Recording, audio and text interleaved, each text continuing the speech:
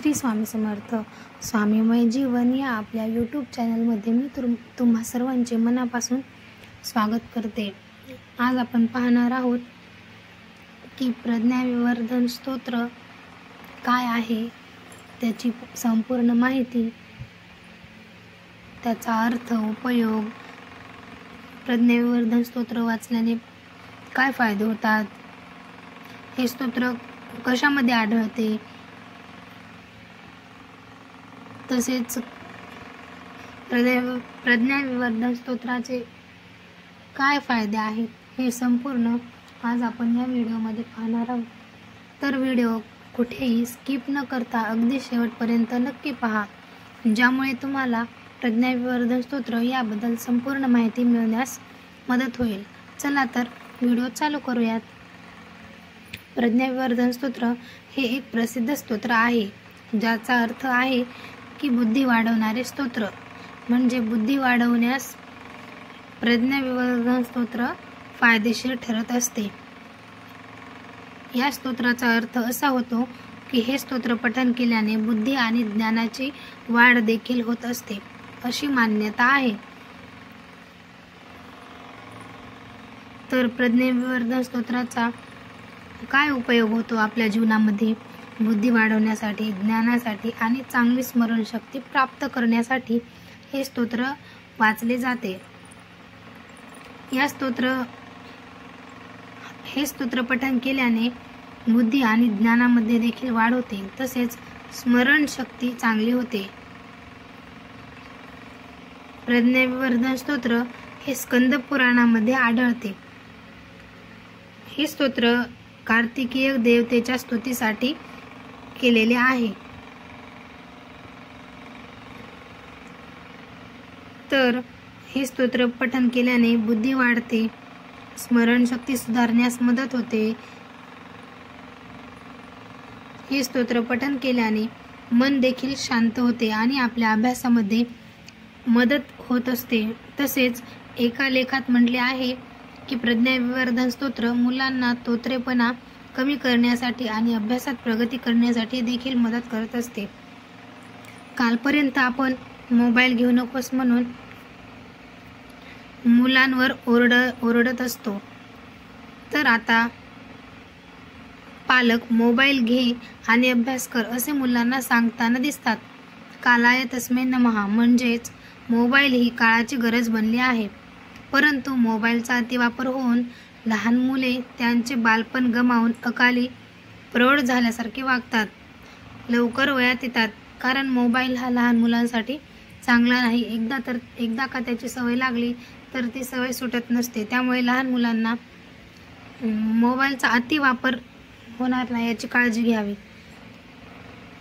त्यांच्यावर माहितीचा भरमसाठ मारा होत असल्याने त्यांचे चित्त विचलित झालेले आहे। मैदानी खेळ बंद झाले आहेत, तर लहान मुले एकलकोंडे होऊन अबोल झाल्याचेही दिसून येत आहेत। आमच्या लहानपणी आम्ही मैदानी खेळ किंवा इतर कोणतेही खेळ खेळत असायचो, पण आता लहान मुलांकडे पाहतो आपण तर ते सारखा मोबाईलवर गेम खेळत असतात। दिवसेंदिवस आधुनिकीकरणाचे पडसाद या ना त्या स्वरूपामध्ये आपल्याला आढळून येतच आहेत। आपल्या दररोजच्या जीवनामध्ये देखील आपण ते पाहत असतो। अशामध्येच आपल्या पाल्याला किंवा आपल्या मुलांना चांगल्या शिक्षणाची, ज्ञानाची ओढ लागावी, मन शांत व्हावे, चित्त स्थिर राहावे आणि त्यांचे बोलणे संस्कारी असावे किंवा मुलांना लहानपणापासूनच संस्कार लागावे, याकरिता मुलांकडून प्रज्ञाविवर्धन स्तोत्राचा पाठ अवश्य करून घ्यावा। या स्तोत्राचे सामर्थ्य प्रचंड आहे। या स्तोत्राच्या नित्यपठणाने वर पाहिले आहे की आपण स्मरणशक्ती देखील वाढत असते, यश मिळते, ध्येय स्पष्ट होते। ज्यांना ज्ञानार्जनाची ओढ आहे अशा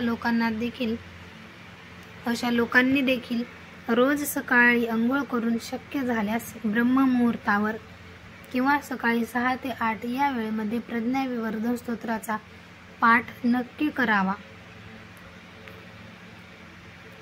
तसेच या स्तोत्राचे पठण रवी पुष्य नक्षत्र किंवा गुरुपुष्यामृत योग या दिवशी सुरू करणे अधिक लाभदायक ठरत असते। परंतु नजीकच्या काळामध्ये हे दोन्ही योग नसल्याने, म्हणजे आता गुरुपुरुषामृत आताच होऊन गेलं, त्यामुळे गुरुपुरुषामृत काही लवकर योग नाही आता. त्यामुळे गणपती बाप्पाचे नाव घेऊन हे स्तोत्र पठण करण्यास सुरुवात करावी आणि अनुभूती घ्यावी. या स्तोत्राच्या पठणामुळे तोत्रेपणा देखील दूर होत असतो, असा अनेकांना अनुभव आहे.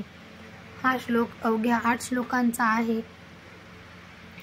तर तुम्हालाही काय अनुभव येतो याची स्वयं प्रचिती घ्या आणि आपल्या मुलांकडून प्रज्ञाविवर्धन स्तोत्र दररोज म्हणून शक्य होईल तोपर्यंत म्हणून घ्या. कारण लहान मुले लहान असतात तेव्हाच आपलं ऐकतात, जेव्हा ती वयात येतात तेव्हा ते आपलं ऐकत नसतात.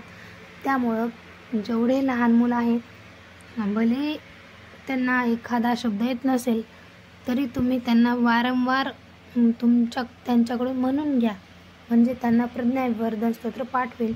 किंवा मग आपण मोबाईलवर देखील प्रज्ञाविवर्धन स्तोत्र मोबाईलवर लावून द्यायचं यूट्यूबवर, आणि आपण म्हणायचं आणि मुलांना देखील त्यांच्याकडून देखील म्हणून घ्यायचं.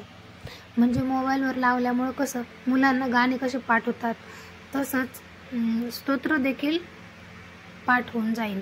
त्यामुळे मोबाईलवर लावलेलं स्तोत्र अतिशय उत्तम, पण स्तोत्रच लावायचं, दुसरे गाणे वगैरे लावायचे नाही. म्हणजे हे प्रज्ञाविवर्धन स्तोत्र आपल्याला किंवा लहान मुलांना आपल्या पाठ होऊन जाईल.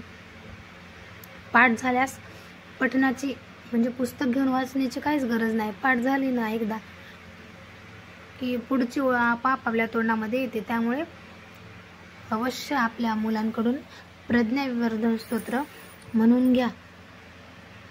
तर व्हिडिओ आवडला असेल तर व्हिडिओला नक्की लाईक करा, व्हिडिओ जास्तीत जास्त शेअर करा, जेणेकरून इतरांनाही ही संपूर्ण माहिती कळेल.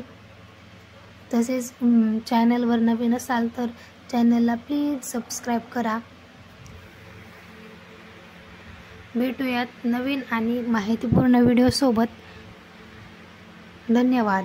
श्री स्वामी समर्थ.